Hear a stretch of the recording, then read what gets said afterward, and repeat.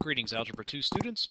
I hope your spring break has gone well. Hope you have found some time to yourselves, gotten a little bit of rest. This is always a tough stretch of the year coming back from spring break. We're going to have roughly 2.5 months to go until the end of the school year without really any significant days off or vacations or anything like that. So please don't fall into the trap of feeling like the year is almost over, cashing in your chips, not working very hard, stuff like that. We do have a long way to go yet, and there's a lot of information that still needs to be covered. Today we're going to begin going into a new unit, and hopefully you remember this one from our discussions on the parent functions from a few months back. But if not, you're going to get a good crash course here on the exponential functions. Now we're going to be looking at the exponential functions much in the same way that we did with the previous two units. Okay, and you're going to see a lot of similarities in the things that can happen with the equations, but today we're just getting the basics. Our objective for this day is to acquire basic properties of the exponential function. As I said, we'll get into a lot more of the specifics and how to read the equations and all the little adjustments that can be made and how the equations will or the graphs will change according to those adjustments in the equations, just like we've been doing for the last several weeks with other types of equations. So let's take a look. Obviously, today we're going to begin looking at a new function, and our function is the exponential function. Now, the term exponential probably has a lot of different meanings in a lot of y'all's minds because it's not a new word to us. When you think of the term exponent, typically we think of a power, okay, a value that is being raised to some number, and we call that an exponent. Okay, but in the true algebraic sense of the word, an exponential function means that we have a value that is raised to a variable. Pardon me, I've got a little grammar issue there. I shouldn't have an A on that end, so I'll cross that out. But anyway, we should be looking for some value, typically a numerical value, a constant, that is going to be raised to a variable. Okay. The parent exponential function looks similar to this, like y equals b to the x. Now the b is kind of an unfamiliar constant. Okay, as you go higher into mathematics, what you're going to find is when you are dealing with exponential functions, the value, in this case the b, is what we call the base. You have a base that is being raised to an exponent. So they tend to use the variable b to represent some value that is going to then be raised to a power. Okay, so typically b is a constant of some kind, and it has a couple of requirements within the parent function. And these requirements are not particularly difficult to understand. They are a little bit common sense if you get to thinking about them. First off, b is going to need to be a positive value. Okay, it's going to need to be a value larger than 0.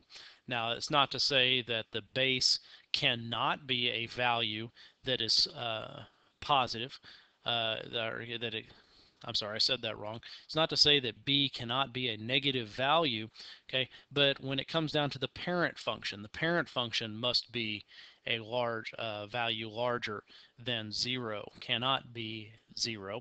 And it also cannot be allowed to equal 1. Actually, something fairly unique happens when the base is 1, and if you get to thinking about it, it really makes perfect sense. What you would end up with is the value 1 raised to an exponent, and it doesn't matter what that exponent is, as long as it is 1 raised to the exponent, the result of that is always 1. So you'd end up with a horizontal line passing through 1 on the y-axis. Okay, so in order to be the exponential function, we're going to be having to look at a positive base value, and that base value cannot equal 1. Okay, the parent exponential function moves along the negative x-axis in quadrant 2. It's going to pass through 0, 1 on the y-axis, and then it turns upwards in quadrant 1. Hopefully you remember that basic description from our discussions on parent functions back in the fall. And here is the basic parent function that we looked at when we did look at it. I picked on the equation y equals 2 to the x, simply to keep it a simple equation. Now, when we went through this drill back in the fall, many of you asked how come we always used, or I always used 2 as a base number when it came time to look at some graphs of the parent function for the exponential. And the reason should be clear to you now. One of the requirements of the base for the exponential function is that the base cannot be a 1. So I picked on the next low whole number value on the number line, on the positive side of the number line, which of course was 2. So here is a graph of y equals 2 to the x, and as you can see, it travels along the negative side of the x-axis in quadrant 2, just above it. Okay, and then as it approaches the y-axis, it begins to curve upward. It passes through 0, 1 on the y-axis, and then continues its turn heading upwards into quadrant 1. Now, some basic facts here. The domain of the parent exponential function is all real numbers. Okay, it covers the entire x-axis all the way from negative infinity to positive infinity. So I gave you a couple of possible explanations or representations there of the domain, open parentheses, from negative infinity to positive infinity, or okay, in set notation, that's the little curly braces, you can make the statement all real numbers. Its range, however, obviously does not continue all the way down to negative infinity. So in interval notation, our range would pick up at 0. However, 0 is not an option as far as the range, even though that graph is getting closer and closer and closer to the x-axis, so close that even in this small window you can see it is not, you can't even tell the difference between the graph and the x-axis. It's gotten so close it never actually reaches the x-axis. So in the range, 0 is not included. That's why we have the parentheses on 0. And then clearly the range does extend all the way to positive infinity. In set notation, you can use the little curly braces you see there on the right. And of course, remember how that reads, y such that y is greater than 0.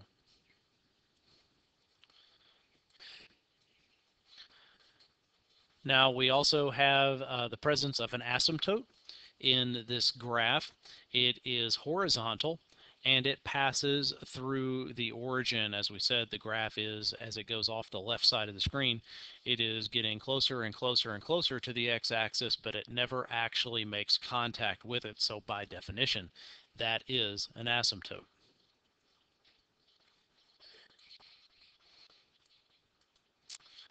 All right, now as with all other graphs, understanding the parent function is going to be the key to getting the graphs correct. So we're going to spend a little bit of time here, and we're going to examine one of the parent functions. Now, this is a little bit of a unique situation. In all of the other graphs that we've run across so far, we have had one equation that we can call the parent function. However, the only restrictions for this one on the parent function is that the base value is a number larger than 0 and not equal to 1. Well, there's a lot of numbers that are larger than 0 but not equal to 1, so that's going to mean we can have several different representations as a parent function, as long as we don't have h and k values and some other things that we'll discuss in coming days. But we're going to take a look at one of them. Okay, but one of the things that you need to notice on the parent function is, of course, one side of the graph off to the left is increasing gradually, while the other side of the graph over on the right is increasing rapidly. Okay, that's an important thing to notice as far as the parent function. It comes in from the left and rises to the right. Okay, so we're going to use those facts when it comes time to graph an unknown exponential function.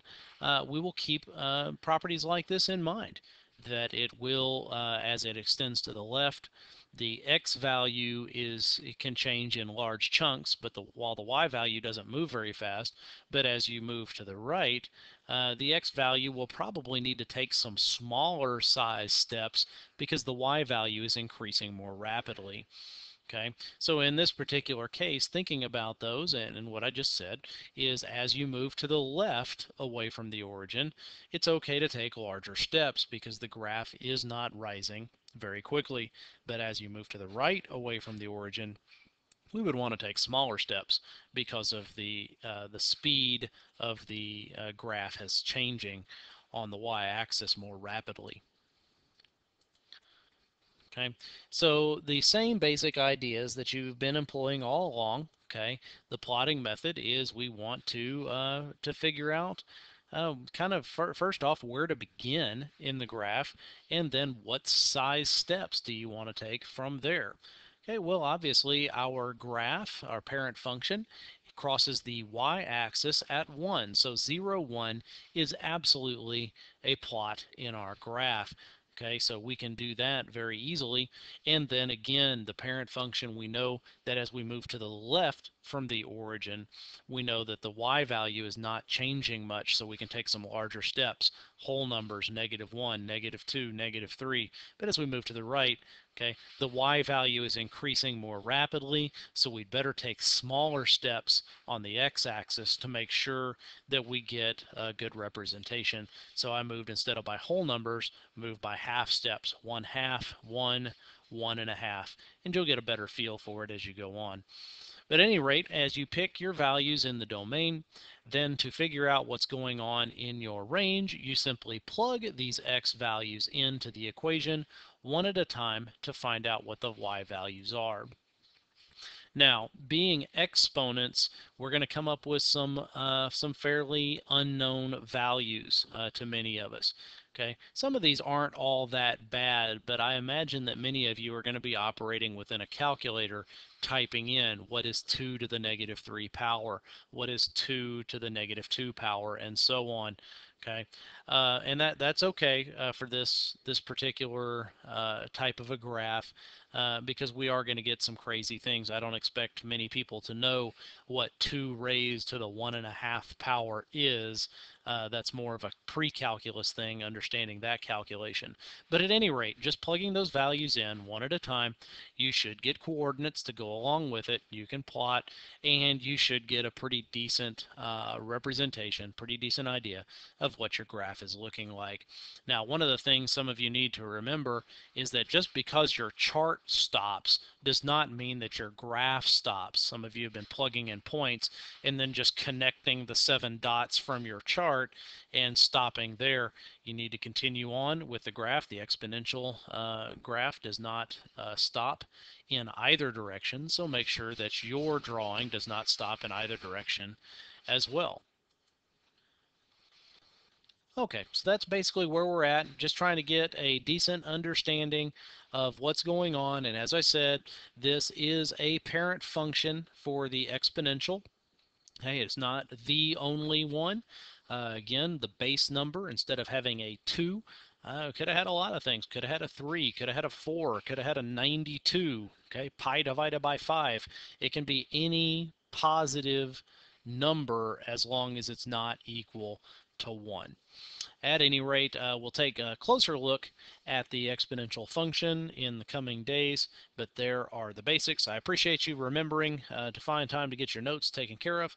I'll see you in class on Monday.